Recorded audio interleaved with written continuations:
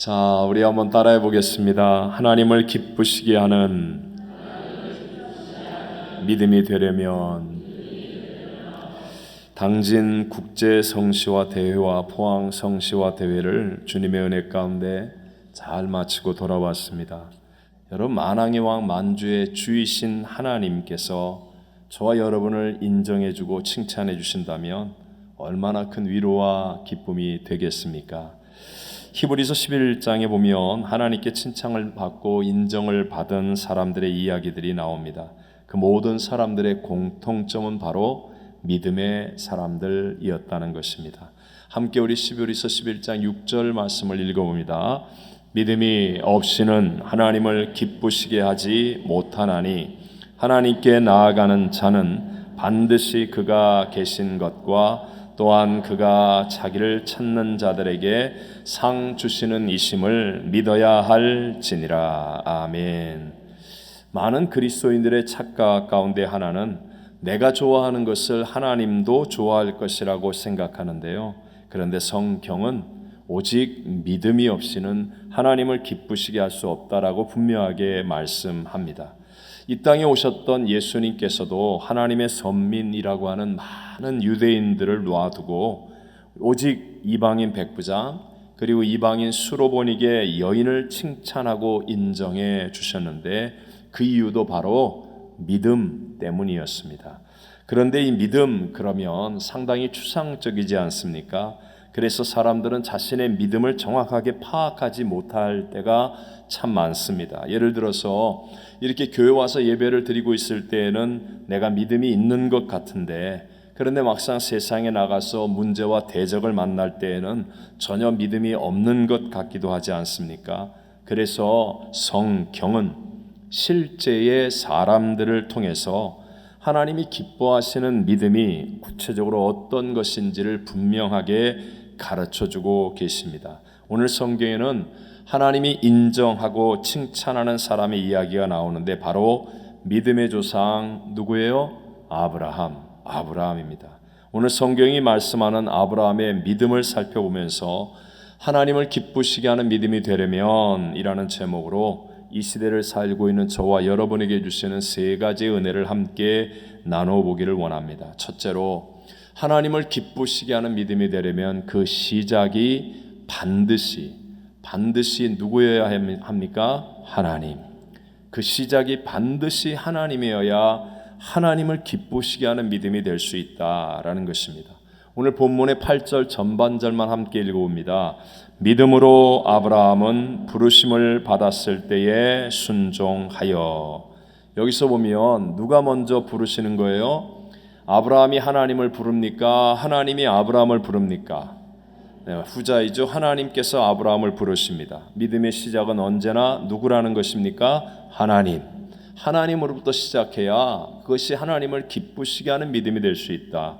하나님이 먼저 아브라함에게 나타나셔서 아브라함을 부르셨습니다. 그리고 아브라함의 입장에서 본다면 아브라함은요, 하나님이 자신을 찾아와 말씀하시는 말씀에 대한 반응으로 순종하여 나아가는 이것이 바로 올바른 믿음, 하나님을 기쁘시게 하는 믿음이 되었다라는 거죠.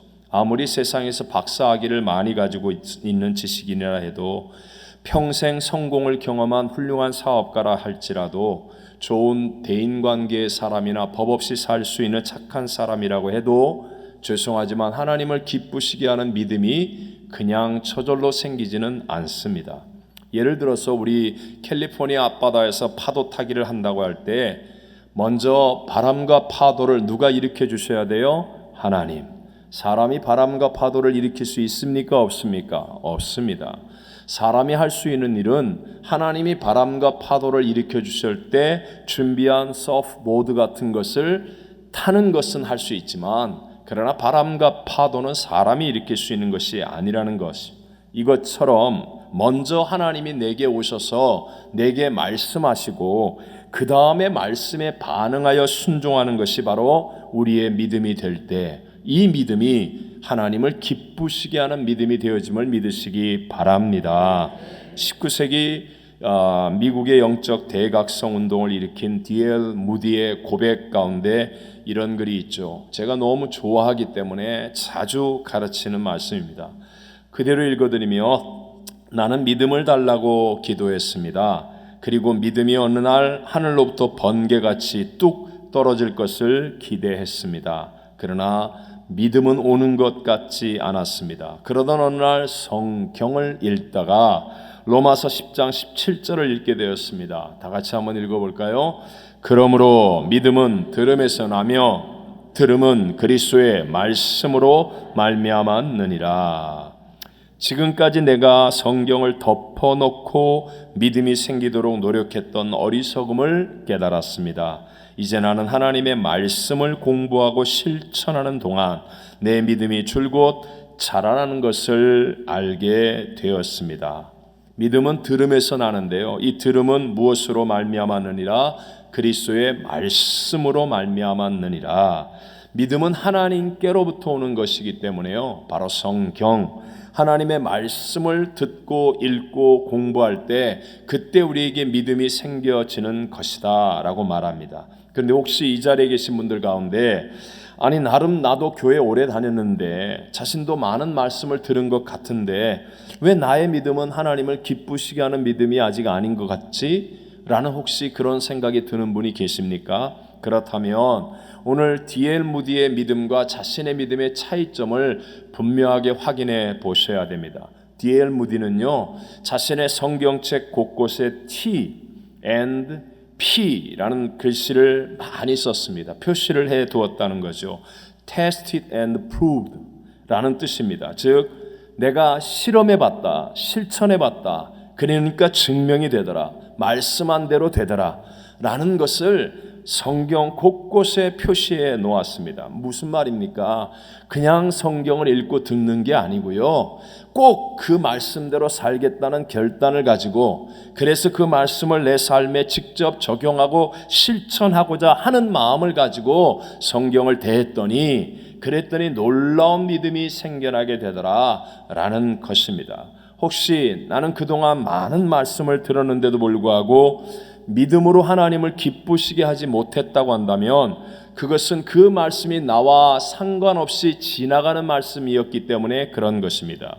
물론 그런 말씀도 안 듣는 것보다는 유익하겠지만 그러나 오늘 말하는 하나님을 기쁘시게 하는 믿음이 되려면 그 하나님의 말씀이 내가 붙잡은 말씀이요 내가 체험하는 말씀이 될 때 바로 그 사람이 하나님을 기쁘시게 하는 믿음의 자리에 있게 됨을 믿으시기 바랍니다. 제가 J.D. 그리어 목사님이 쓴 담장을 넘는 크리스천에 나오는 그 이야기를 했던 적이 있죠.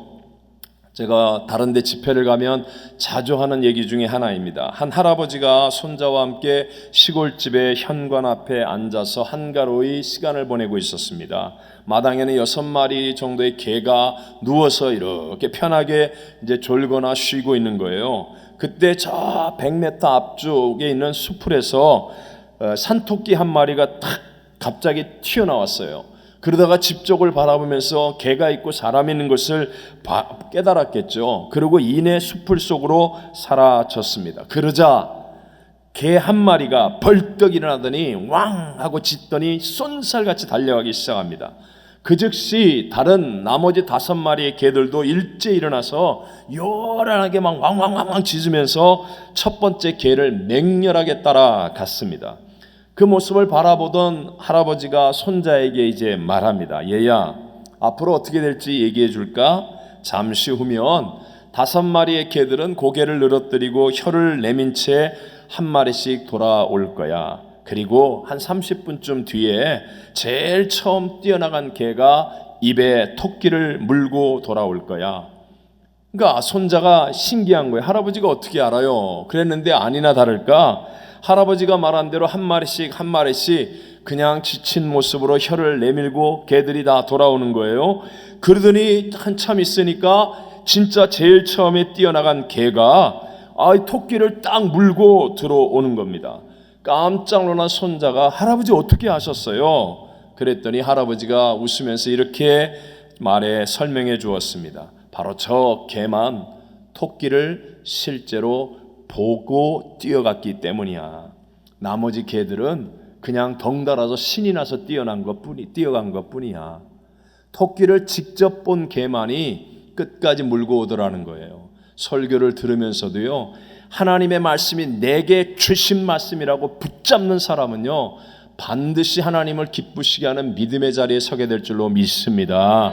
아무 생각 없이 예배드리고 남들이 뛰니까 그냥 같이 뛰는 사람은요, 오래 못 갑니다.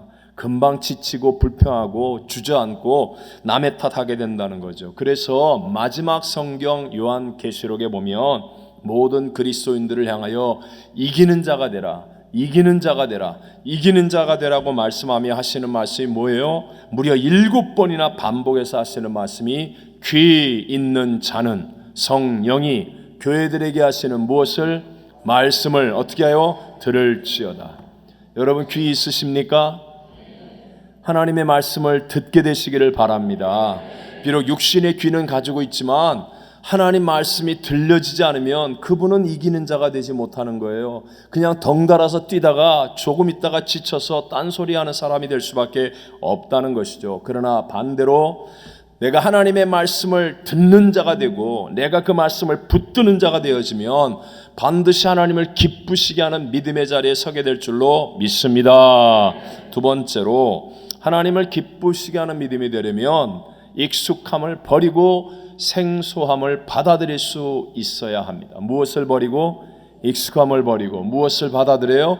생소함을 받아들일 수 있어야 한다는 거죠. 우리 8절 후반절을 계속 끝까지 읽어봅니다. 순종하여 장래의 유업으로 받을 땅에 나아갈새 갈 바를 알지 못하고 나아갔으며.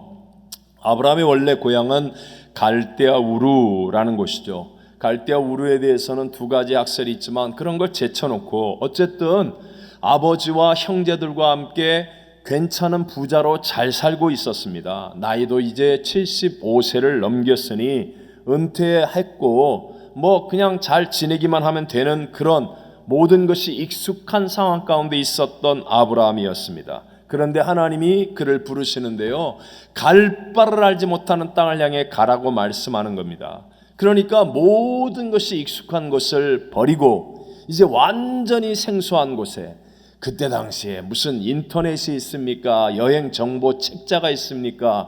길 안내가 있습니까? 가이드가 있습니까? 정말 완전히 낯설고 물설은 생소한 곳을 향하여 나아갈 때 그래야만 하나님이 기뻐하시는 믿음이 될 수 있다는 것이죠. 익숙한 것이 정든 것 아닙니까? 우리가 왜 고향 땅을 정들어 합니까? 그리워합니까? 익숙하니까. 그러니까 늘 보던 하늘, 늘 느끼던 그 어떤 것들, 그런 것이 정든 것이 되어서 계속 옛날 생각나는 거 아닙니까? 그런데 그 익숙함을 버리고 생소함을 향해 나아가는 것 결코 쉽지 않다는 것 우리 이민자들은 다 경험하여 알고 있습니다. 그런데도 불구하고 아브라함은 갈 바를 알지 못하는데도 나아갔습니다. 하나님을 기쁘시게 하는 믿음이 된 것은 바로 이런 익숙함을 버리고 생소함을 받아들여서 전진할 수 있었기 때문에 이루어진 것임을 믿으시기 바랍니다. 한 번만 생각해 보십시오. 하나님을 믿기 전에 우리들의 삶은 세상이 익숙했습니까? 하나님이 익숙했습니까? 체험이 있는 어떤 확실한 믿음 이전에 우리들에게는 육적인 것과 영적인 것 어느 것이 익숙했습니까? 당연히 우리는 육적인 것들이 익숙했죠. 그래서 영적인 삶이 되려면 육적으로 익숙한 것들을 버리고 기도, 전도, 또 뭐 성령 충만 이런 것들을 생소하잖아요. 근데 이것을 받아들이고 전진해야만 우리가 하나님을 기쁘게 하는 믿음이 될 것 아니겠습니까? 세상 인본주의, 헬레니즘의 이 사상의 한 뿌리는 의심입니다. 그 철학자 데카르트가 한 말, 진리를 찾기 위해서 의심하고 또 의심하라. 이것이 세상의 얘기 아닙니까? 이런 교육을 세상에서 받은 우리들에게는 의심하는 게 당연한 거예요. 익숙한 거예요. 근데 교회 오니까 믿으라고 얘기하니까 이게 생소한 겁니다. 이거 믿어도 돼? 내가 이거 믿었다가 내 인생 종치면 어떡해? 이 사기당하면 어떡해? 이게 우리 마음에 다가오는 본능이란 말입니다. 의심이 익숙한데 이 익숙한 의심을 버리고 생소한 믿음을 선택하고 결단하여 훈련하는 것, 이럴 때 바로 하나님을 기쁘시게 하는 믿음의 자리까지 가게 될 줄로 믿습니다. 하나님보다 앞서는 것도 분명히 문제지만 마찬가지로 나의 익숙한 것에 머무는 것도 더 큰 문제라는 것을 알아야 합니다. 말씀이 우리를 두드릴 때, 교회가 여러분을 두드릴 때, 그럴 때 나의 익숙함을 버리고 생수함을 향해 전진하는 아브라함 같은 믿음이 되어야, 그래야 하나님을 기쁘시게 하는 그 믿음의 자리에 있을 수 있음을 믿게 되시기를 바랍니다. 저도 많은 그리스도인들을 만나고 많은 분들을 권면하거나 교육을 시키지 않습니까? 그런데 어떤 분들은요, 자신의 어떤 육신의 한계, 가정의 한계, 조건의 한계를 뛰어넘으려고 하지 않는 거예요. 그냥 거기에 익숙해져 있어요. 그것을 뛰어넘으면서 도전하는 사람은 놀라운 성장을 이루는데요, 교역자든 직분자든 성도이든 누구든 간에 우리 가정은 이래서 안 되고, 자기 사업은 저래서 안 되고, 나의 조건은 또 그래서 안 되고, 그러면서요 그냥 자기의 익숙한 것에 머무르고 하는 사람, 그 사람은 결국 중간에 머무른 게 아니라 영적으로 쇠퇴하고 있다라는 증거일 뿐이라는 사실입니다. 내 생각과 다른 생소한 타이밍도 기꺼이 받아들일 수 있어야 합니다. 아브라함의 나이가 75세에 하나님이 나타나셔서 아들을 주시겠다라고 말씀하십니다. 그러면 여러분은 어떤 생각이 드십니까?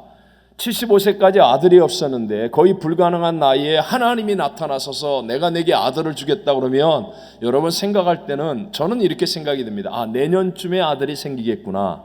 저는 이런 거 가지고 생각을 많이 하거든요. 내가 그때 거기서 하나님이 아들을 주겠다 그러면 내년쯤에 생기겠구나, 이런 생각 분명히 할 것 같아요. 그런데 무려 몇 년이 지나요? 24년이 지나도록 안 주시다가 99세에 나타나서 또 주시겠다고 그러는 거예요. 그러니까 성경이 그때 아브라함과 사라가 웃었다고 그랬어요.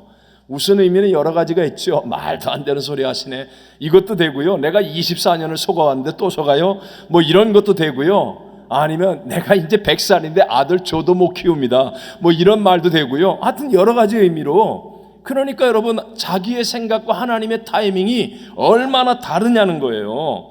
근데 하나님은 완전한 타이밍에 주셨다는 겁니다. 여러분, 오늘 우리들도 취업, 결혼, 성취, 하나님의 여러 약속들, 내가 원하는 타이밍이 아니라니까요. 하나님의 완전한 타이밍이 있단 말입니다. 그것을 내가 받아들여야 되는, 내가 익숙한 나의 타이밍, 내게 익숙한 나의 타이밍대로 안 되면 그냥 포기하고, 그런 사람은 하나님을 기쁘시게 하는 믿음이 되지 못하지요. 내가 원하는 타이밍이 아닌 하나님의 완전한 타이밍이 있음을 믿고 생수함을 받아들이는 사람. 사실 이번 성시와의 모든 일들은 저를 전혀 모르는 분들이 정말 제 생각과는 거의 완전에 가까울 정도로 다르게 운영하는 그런 일들이었습니다. 정말 많이 생소했고 많이 힘들었습니다. 하지만 기도하면서요 그대로 받아들이는 거예요. 생수함을 그대로 수용하니까. 그러니까 오히려 하나님께서 색다른 많은 은혜를 주시고, 정말 하나님이 이게 어떤 일들을 어떻게 이 타이밍에 이렇게 하나님이 이렇게 하실 수가 있을까 할 정도로 거의 완벽한 타이밍으로 순간순간을 인도해 주시더라는 것입니다. 여러분, 교회에서 익숙한 자기의 타이밍을 고집하지 마시고요, 하나님의 완벽한 타이밍을 믿게 되시기를 바랍니다. 일반적으로 모든 사람에게 내일이 두렵습니다. 왜 두렵습니까? 아무도 내일에 도달한 사람이 없기 때문에 두려운 겁니다. 하지만 우리는요, 문제보다 크시고 대적보다 크신 하나님, 모든 것으로 합력하여 선을 이루시는 하나님을 믿는 사람 아닙니까? 역사의 주관자, 알파 오메가, 시간의 주권자 하나님을 믿는 믿음이 있기 때문에 비록 생소한 내일이라 할지라도 승리할 수 있다는 것을 신뢰할 수는 있다는 것이에요. 만약에 저와 여러분이 그런 하나님에 대한 믿음이 없다면 우리는 미래의 영토를 다 잃어버릴 수밖에 없는 사람입니다. 결국 자유로운 인생이 아니라 두려움으로 종이 된 인생을 익숙함에 그냥 머무르려고 하는 그런 어리석은 인생이 될 수밖에 없다는 것이죠. 좋으신 하나님, 저와 여러분을 사랑하는 하나님을 신뢰함으로 오늘보다 내일이 더 좋아질 것이라고 믿게 되시기를 바랍니다. 저와 여러분의 인생에 진짜 좋은 일은 아직 오지 않았다고 믿고 기대할 수 있는 사람, 그 사람이 바로 생수함을 향해 도전할 수 있는 사람입니다. 이번 달보다 다음 달이 더 좋아지고 올해보다 내년이 더 좋아질 것이라고 믿는 믿음의 사람이 되시기를 바랍니다. 그런 사람이 될 때 익숙함에 머무르려는 어리석은 자리에서 벗어나서 용기 있게 생수함을 향해 나아감으로 하나님을 기쁘시게 하는 믿음의 자리까지 가게 될 줄로 믿습니다. 마지막 세 번째로 하나님을 기쁘시게 하는 믿음이 되려면 작은 축복에 매이지 않고 더 큰 꿈을 갖는 믿음이 되어져야 합니다. 무엇에 매이지 않고 작은 축복 하나에 매이지 말고 더 큰 꿈을 갖는 믿음이 되어져야 한다는 것이에요. 아브라함 믿음을 이야기할 때에는 아들 독자 이삭을 번제물로 바치라는 그 하나님의 명령에 말씀에 순종했던 그 사건을 빼놓고 얘기할 수가 없습니다. 히브리서 11장 17절을 같이 한번 읽어봅니다. 아브라함은 시험을 받을 때에 믿음으로 이삭을 드렸으니 그는 약속들을 받은 자로되 그 외아들을 드렸느니라. 아멘. 100살에 참 어렵게 낳은 아들 얻은 이삭, 그 아들 이삭이 15살 내외에 어떤 정말 생기발랄하고 이 어떤 생명감 넘치는 그럴 때 일어난 사건입니다.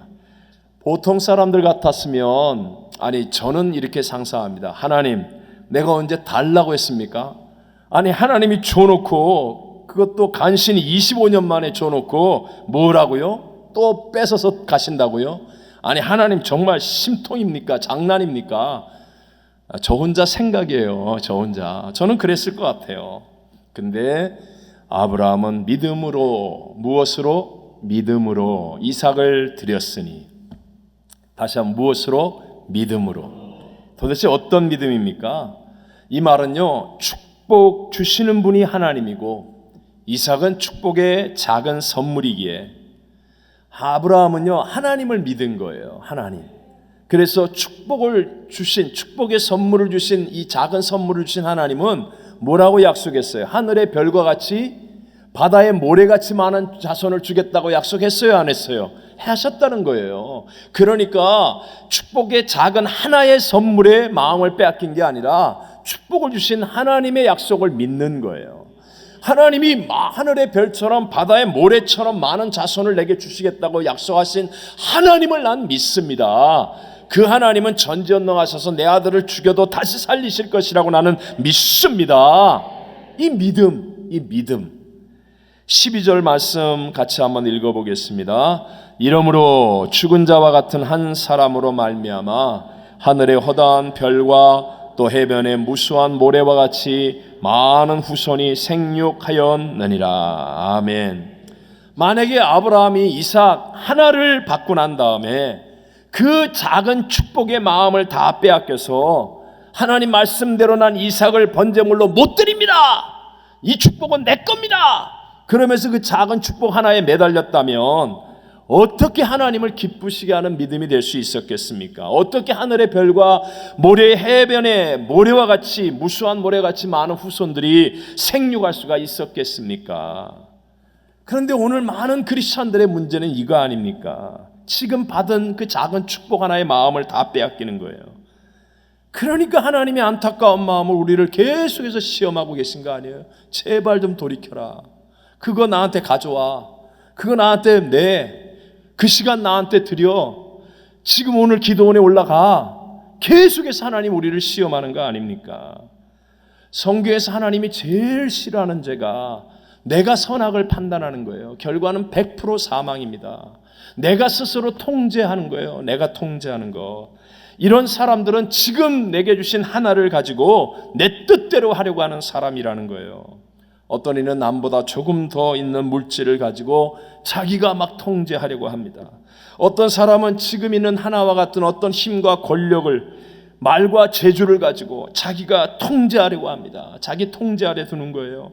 한국 사람들은 혈연, 지연, 학연 뭐 이런 것 가지고 자기가 통제하는 힘을 더 많이 가지려고 막 애를 쓰는 거죠. 예. 여러분, 내 교회, 내 가정, 내 사업, 나 하는 것은요 결코 나를 살리지 못합니다.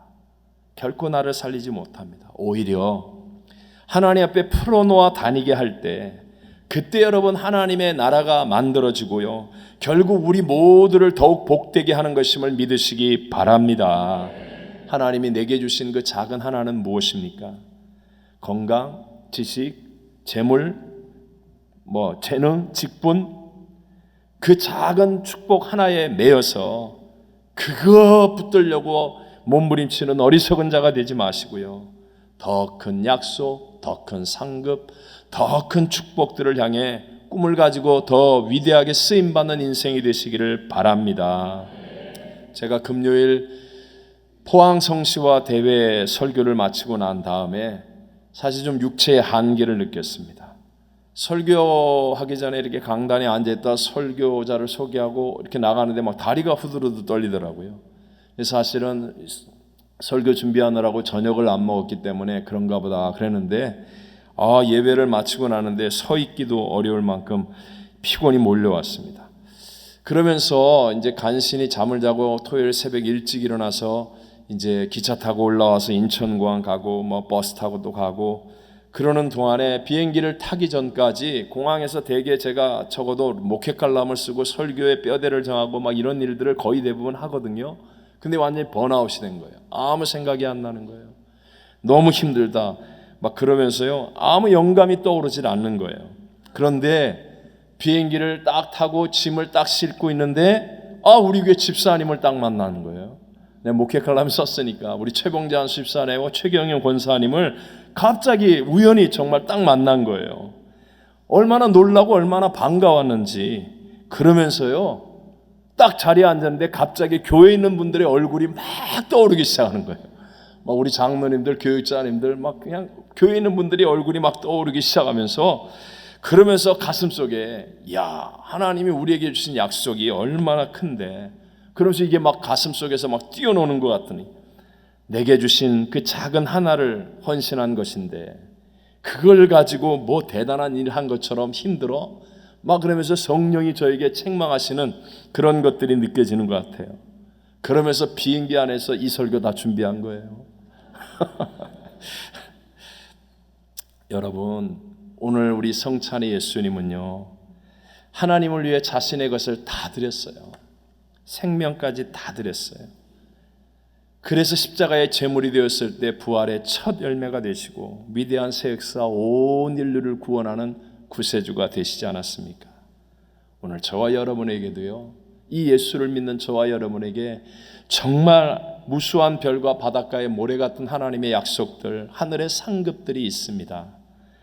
오늘 내게 주어진 그 손에 있는, 내 품에 있다고 생각하는 그 하나에 매이지 마시고 여러분 그 하나를 하나님 앞에 바르게 사용하고 드릴 수 있어서, 그래서 정말 더 크고 아름다운 꿈을 이루고 하나님께 인정받는, 칭찬받는 믿음의 승리자들이 되시기를 주의 이름으로 축복합니다. 오늘도 하나님은요, 우리의 믿음을 기뻐하십니다. 하나님 믿음의 사람을 찾고 계십니다. 저와 여러분의 믿음이 하나님을 기쁘시게 하는 믿음이 되려면 반드시 그 시작이 하나님이어야 합니다. 내가 만들어내는 게 아니에요. 하나님이어야 합니다. 그리고 익숙함을 버리고 생소함을 받아들일 수 있어야 하고요, 작은 하나의 축복에 매이지 않고 그것을 풀어놓아 다니게 하여서 더 큰 약속과 꿈을 갖고 상급을 향해 달려가는, 하나님을 기쁘시게 하는 복 있는 믿음의 승리자들이 다 되시기를 주의 이름으로 축원합니다.